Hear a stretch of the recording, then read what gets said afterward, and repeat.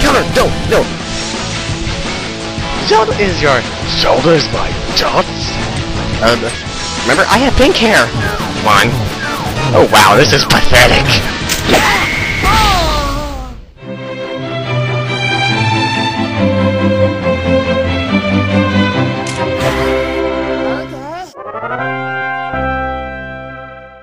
Hey everybody, it's Nintendo ES100 here with Let's Play The Legend of... Wait a minute. Where the hell am I? This is not Hyrule. What the hell is this thing? What? Who are you? I came from Kanto. The Hoenn region is beautiful with all its water and verdant nature. Huh, wait a second. Could there be a rare Pokemon that lives only in this area? Oh, we're back in Pokemon Emerald, aren't we? Huh. Dang. I almost forgot about this. Well, anyway, welcome to part 29 of Let's Play Pokemon Emerald. 6 months ago, we got to Lily Cove City. 6 months, really? God! I am lazy! Okay, I admit, there were technical difficulties that I did have to fix, so it wasn't complete laziness. Only partial laziness. But everything is fixed, so here we go. So anyway, 6 months ago, we reached Lily Cove City. And in this episode, we will be checking out the Pokemon Contest Hall, the gathering places for trainers. All in capital letters. Okay, I'm not bringing up the capital letters joke from Link to the Past, even though, because that wasn't funny. Okay, so anyway, basically, this is just a... Whoa. Hey, what's with this guy's outfit? Wow, coming to a contest is a feast for the eyes. What is it? Why is he on Russian? Would you look at all the Pokemon and just scream to be painted? What kind of voice is that? Really? But anyway, yeah, this is the Pokemon Contest Hall. I'll explain contest really in full detail once we get here for real, technically considering normally if you're playing the game, you probably aren't at Lily Cove City by this point. You probably would have beaten the 6th gym. But anyway, what we want to do here is... Hello! This is the recipient for Pokemon Contest. Oh, it appears you go to the Pokeblock cave. In that case, we'll provide you with this! Wow, what a surprise, Pokeblock cave. Pokeblock... Anyway, now we've cleared that up. Hello, the reception... You've already said this. Oh god, you're turning into the girls from, Link to the Past. But anyway, yeah, well, I don't know if I'll actually show contests, but anyway. Now that we have our Pokeball case, you know what? I am gonna just while I'm here, I'm gonna show you how to make a Pokeblock. Basically, you go over to these machines over here. You can do it by yourself. There's you can do it with 1 person, 2 people, and then there's 3 people. It's really recommended you do it with the 3 people. So let's see. Oh dear, you look like if you're good at blending, even though I've never done it before. Would you join us? Sure. Okay. Oh dear. Naturally, you know how to make Pokeblocks, don't you? No, let's see what she has to say. Oh, stop saying "oh dear." Then I'll explain it to you nicely. When the blender's arrows spin to your marker, press the A button. Breaking the 4th wall much? That's all it takes. Isn't it simple? Actually, this is pretty simple. Okay, dear. Stop calling me dear. Let's get started. And why does she have like that red pixel over her eye? I mean, look, if you look really carefully, her eye is made up of 2 pixels, a black one and a red one. Why is the red one there? Anyway, let's get this started. That's Berry blender is not a verb. It is not. Let's berry blender. And my microphone shook. But anyway, let's see. Start in Berry Blender. Please select a berry from your bag to put in the Berry Blender. If we're not saying berry enough. And then anyway, this was the reason that this project was postponed for so long. The stupid Wikiberry. Basically, the emulator I was using, Visual Boy Advance, didn't support like time-based stuff like berries. And really, what I had to do is I had to transfer everything over to a VBA Link emulator, which is basically Visual Boy Advance with those capabilities. But anyway, what we're going to want to do is let's take our Wikiberry and confirm that and throw it on in. I'll go into more detail about growing berries later on. Let's see. Alright. So like she said, you want to simply hit A. A circle means you were close. Circle with another circle in it means you were right on, and X means you completely missed. Basically, the more circles you get, the better it's going to turn out. As you can see, there's a red bar at the top that looks like a battery. That is how much longer you have. So it does take a little bit of concentration. I'm actually not doing too bad, and yep, that's over already. So as you can see, there's the little bit of the ranking. Okay, I didn't do too bad. I only missed twice, and really? Laddie, Miss, and Lassie. Very creative names, Nintendo. But anyway, so yeah, and it says what berries there were in there, maximum speed, and how long it took, 25 seconds, and an Indigo Pokeblock was made. And level and feel, I don't know the specifics of what they do. And no, I will blend more of those off screen, because if you remember, the Indigo Pokeblock is what I want to use on my Phoebus, which I have not yet bred. Which actually is what we're gonna be going to do now. And let's see if we can sneak by some of these trainers. Okay, I already battled her. Let's go all Snarled Snake in here. Snarled Snake. Ah, damn it. Okay. Anyway, yeah. Okay, I gotta get back into the battling anyway. So okay, let's see. What do we got here? What do we got here? Dude with green hair. Cool trainer Marcel. That's a stupid name in my opinion. Manectric. Okay, I don't forgot who. Oh, it's my shiny Skarmory. I forgot about you. It's kind of funny I'm using Skarmory and everything, considering I've actually been watching a lot of Super Skarmory Super Mario 3D Land LP, which I actually have been able to play Super Mario 3D Land. It's actually really a lot of fun. And wait a minute. Steel isn't very effective on electric? I did not know that. But anyway, I got a critical hit, so it took it out in one shot anyway, thank God. And of course we got a Shifter here. I think I already explained my Shifter story a long time ago, but I'll explain it again a little later time, because it doesn't really apply here. And I'm surprised that thing's faster than me. I've got how much of an advantage? About, I think, 24 levels, maybe? So, no, not 24 levels, crap. I think about 16 or so levels. Yeah, I've gotten so used to doing math in my head now just from, playing so much, Yu-Gi-Oh! I am going to show a couple of these wild battles, just so I can, because I need to get back in the habit of playing Pokemon Emerald, even though I have been playing a lot of, my Pokemon White game lately, so I'm still used to the controls and everything, but of course Generation 3 is a little different from Generation 5, so I'll keep some of these in. After a couple of videos, I think I'll, start cutting the wild battles out again like I used to. And also, if anything sounds weird or looks weird, like in the video, I don't know. This is my first video of Emerald where I'm recording with Cam Studio, which is what I used to record Link to the Past. While with the previous videos I used just the Visual Boy Advance's built-in recording capabilities. But anyway, now that we're here at the Safari Zone, this is where we wanted to go. And why do they have the quotation before the name? Most of the time it's the name before the quotation, but anyway, let's go into this cool building. I like the grass design on the front, it's kind of cool.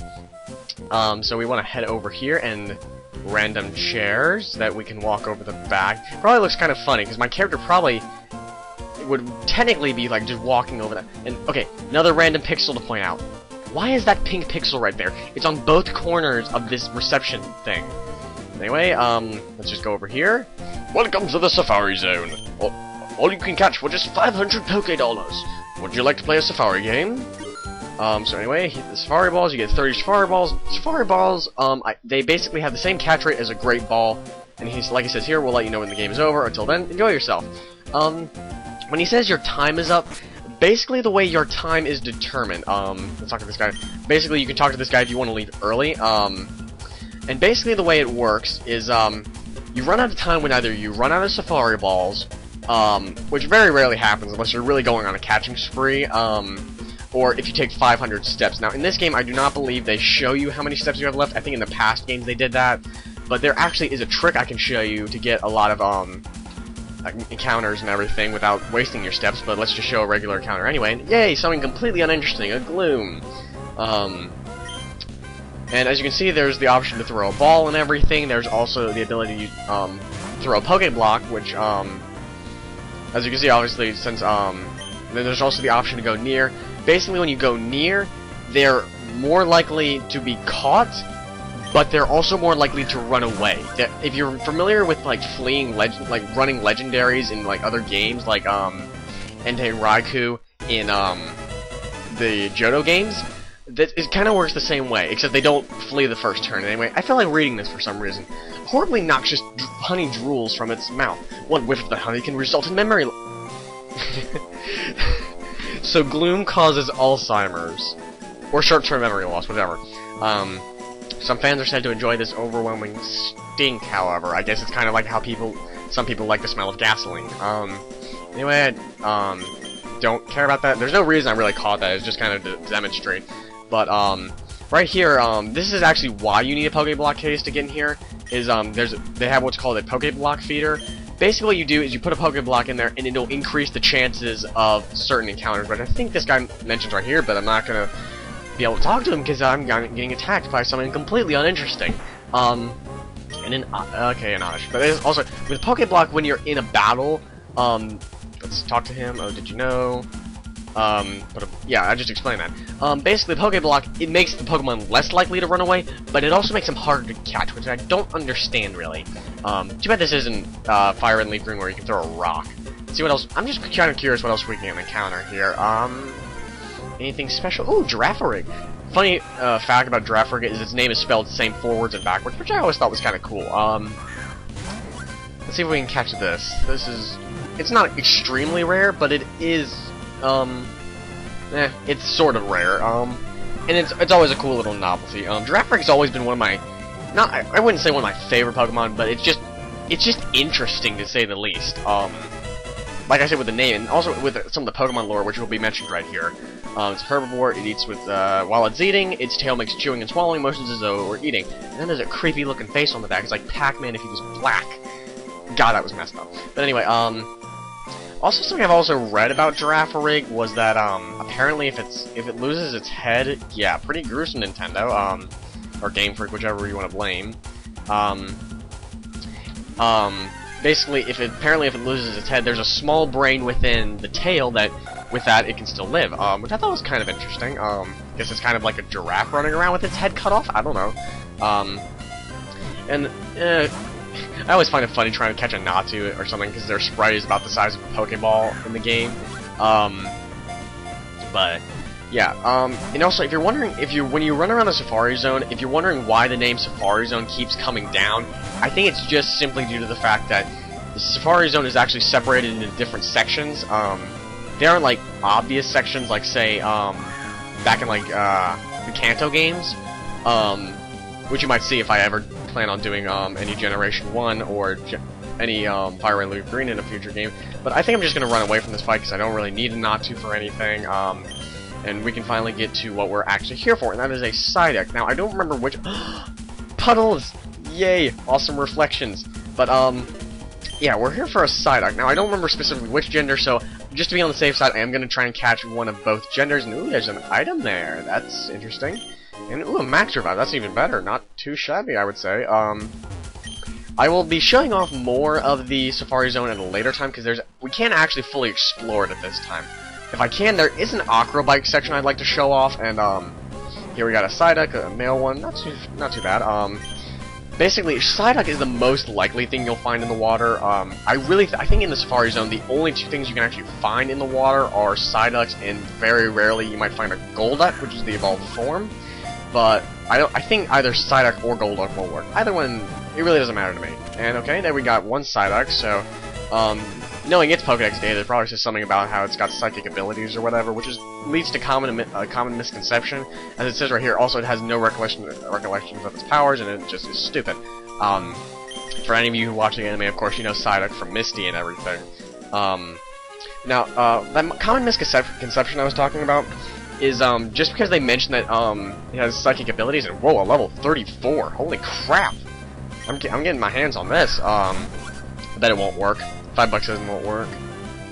You're kidding me, right? Okay. Good. You guys owe me $5. Ha! I don't care.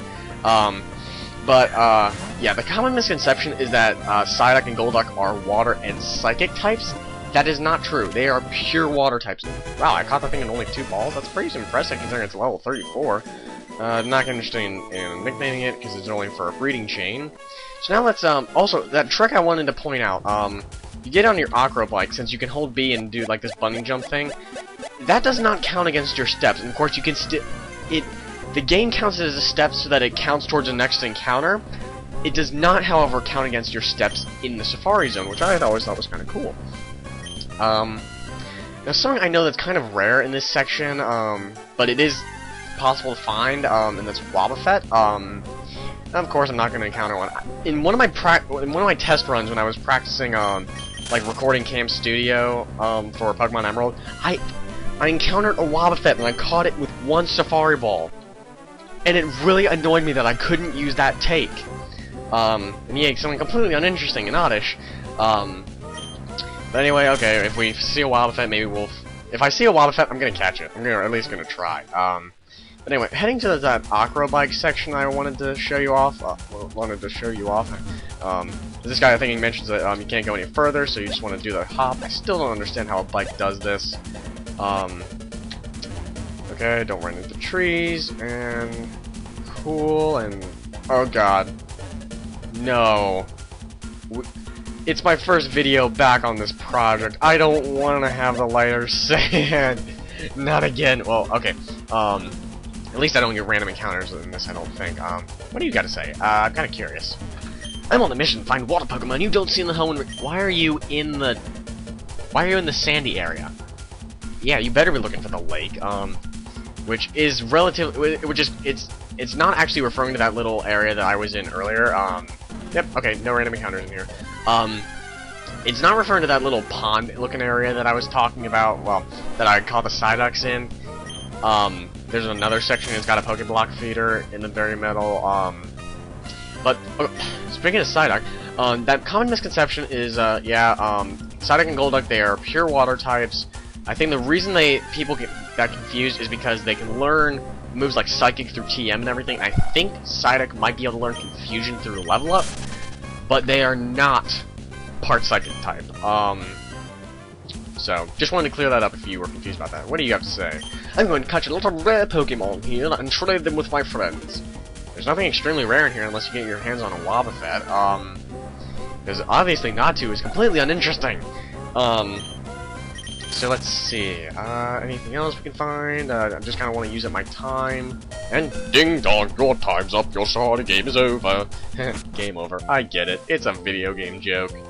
But anyway, I'm just kind of curious, let's check these Pokemon out. I'm kind of curious what moves they have, even though it's not really interesting. Let's see, I think we started by catching that Gloom right there. Anything in particular? Yeah, whatever,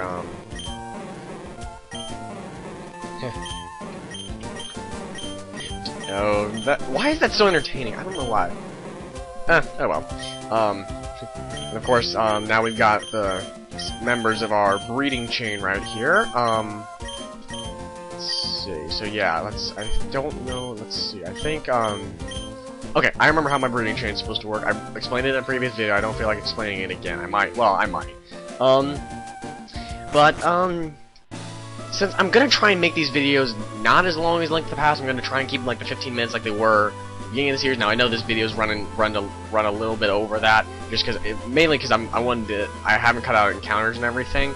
But anyway, I will see you guys in the next video. But in the next video, instead of being here in the Safari Zone, just so you guys don't freak out like, oh my gosh, he cut away so much.